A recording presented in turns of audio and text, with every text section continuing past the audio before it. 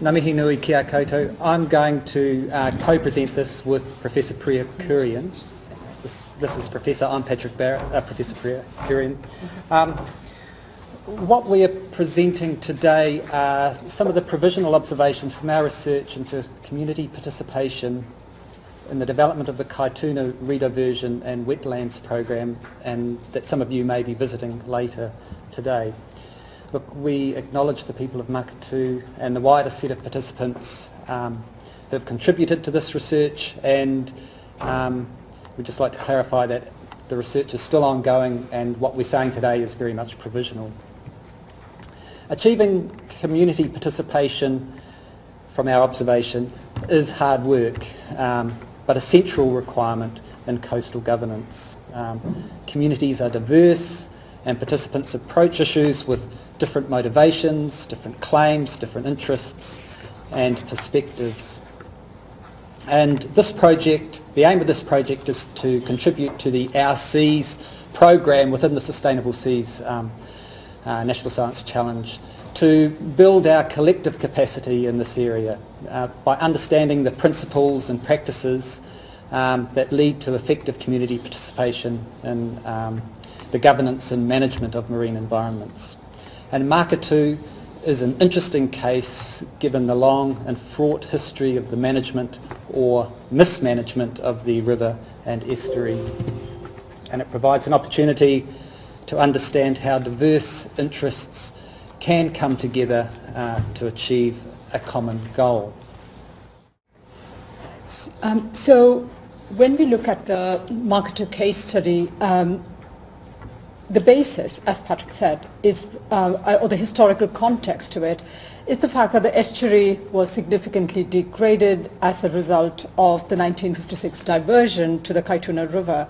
And what's happened since then, and so this, as a consequence of that original diversion of the Kaituna River has been a range of social and environmental impacts which have been quite devastating. So we have loss of wetlands and seagrass, lack of water flows, nutrient loading and so on, but also the consequences of the kind of degradation that we see was the basis for a call, a recognition by the community, by various stakeholders that action was needed. And so we have in 2009 what can be seen as a path-breaking agreement to restore the estuary, to re-divert the river in order to restore the estuary. And this came about after a long process of consultation. Consent was granted in 2015, and we have an Environment Court decision in 2016, which finally allowed for work to start. And so what we have happen right now at this point in time is the initial work has started on the Papahikahawai island, which is really the setting up of wetlands and the planting that is going, that has started now. Okay. So our research is essentially based on an analysis of a comprehensive review of primary and secondary documents that have been mainly made available to us by the Bay of Plenty Regional Council. And so this includes a vast amount of documents and data that, formal and informal records of consultation meetings, submission documents, strategy documents, communication amongst people on aspects of the strategy that was being developed, design reports, construction reports, all of that. So we have boxes and boxes of documents to wade through, and there have also been 4 cultural impact assessment reports, which have form a significant part of what we are looking at.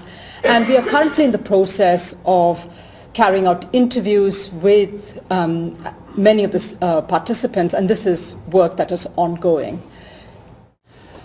So look, just to present some of or comment on some of the initial observations that we're making and some of the generic principles and these are some of the things that you guys mentioned as well, that have contributed to the success of the project. A key factor has been the political and financial commitment of the Regional Council, the lead organisation, in the process, and that's given a certain momentum and certainty to the direction of the project. Things like coming up with a comprehensive participation strategy, identifying key community leaders and engaging with a wide range of stakeholders in iwi and hapu, identifying those issues where the community can have input into decision, and developing clear and accessible information resources to be shared, and that's, I would say, is a particular strength.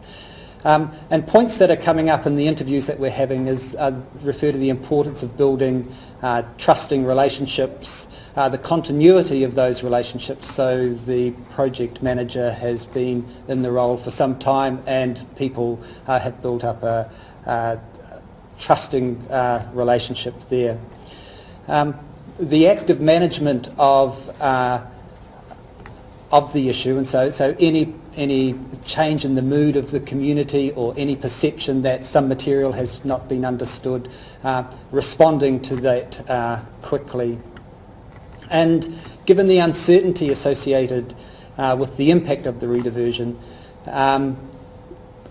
approaching things in a flexible way, taking incremental steps, and providing the opportunity for flexibility later on. So these seem to be, you might say, well-established, almost textbook principles. But these principles take on a new significance and a distinctive meaning within the context of Maketu, given the multi-iwi environment, given the distinctive events, institutions and histories in the area. And so,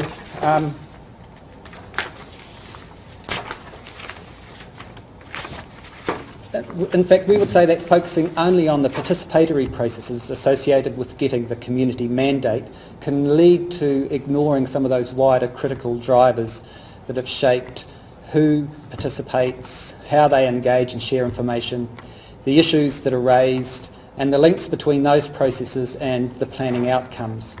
And at this stage, we are describing these in terms of events, institutions, and histories. So Harold Macmillan, commenting on what he feared most at the time of elections, made this particular astute comment: events, dear boy, events. The thing that seemed most likely to derail well-planned actions or proposals and so on. And that comment by Macmillan seems particularly relevant even in the case of the Maketu restoration context. So galvanizing events have contributed to building a common purpose among coastal iwi and other groups, increasing awareness about issues such as water quality, providing avenues for the emergence of local leadership. And so when we think about these events, for instance, the Foreshore and Seabed Act, the Oho Channel Wall, and the Rena disaster, what came of these events, none of which perhaps could have been anticipated fully ahead of time, was a shared understanding of new threats to what was recognized as an iconic local resource, a perception of a heightened need for activism to protect that resource, and a shared sense of purpose that emerged among the various participants and stakeholders. And so this leads to a particular type of participation that is more likely to be activism, what could be called activism or advocacy or campaigning, and claims to greater rights amongst the various stakeholders and participants to be involved. In other words, a claim to ownership of these issues. So what might look from afar to be a tidy sequence of actions and so on can also really be recognized as being contingent on and framed by these historical developments. And so from the perspective of locals, for instance, very often participation was seen in terms of activism. Alongside these kinds of historical events, which clearly were kind of focusing events and catalytic events in many ways, we also clearly have the significant role played by institutions. And the organizational context that institutions provide frame the entire process of participation. And so by this, for instance, we're referring to regional government planning processes informed by the Local Government Act and the Resource Management Act that provide the channels for participation to occur. But of course, at the heart of this is really an issue, again, that Paula and I mentioned earlier, the question of power. Such laid out processes define who are legitimate participants and who are not, who gets to sit at the table, who defines the rules, who sets the time frame within which participation might happen. And that, of course, has implications for whether participation can be deemed by those who participate as being meaningful or tokenistic. Alongside this kind of formal planning processes, we have the emergence of new institutions that can change the dynamics of how decision-making happens. And so we have, for example, the presence of Te Maru o Kaituna, which has introduced a new potential for co-governance between council and iwi. The provision of Maori seats on council and the role of Maori councillor leadership has also been fairly significant in terms of looking at how the whole process evolved in the context of Maketu. Not the least has been the initiating of the development of the 2006 to 2008 strategy process, which led to the 2009 mandate and the legitimacy that was given to the strategy that developed from it. And this was a key step in getting the project onto the regional council's long-term plan, translating thereby the voice of the community into a format that had influence on the formal planning process. And so this is something that has emerged. This idea, this recognition has really come through in a lot of the interviews that we have been carrying out. Thank you, Priya. And so events, institutions, and we were also struck by how the history of the development of the project that we were referring to when we've been talking to participants was not necessarily shared by those participants who we were talking to, and in particular tangata whenua, who, when talking about the development of the rediversion strategy, would begin with a history that began with the arrival of waka centuries ago, and the subsequent close connection between iwi and river and estuary, and the subsequent history of colonisation and of the degradation of the river through the 20th century, and subsequent advocacy, unrelated advocacy on behalf of the river and the estuary, beginning in the 1920s with letters to Apirana Ngāta. So that fraught and contested history has led to an understandable lack of trust between iwi and government, some scepticism towards what were described as Johnny-come-latelys, beginning a new round of interference with the environment in this rediversion project, and a willingness to use the full power of the institutions and the law to exercise voice. This is a long view of history underpinned by a deep connection to the river and the estuary.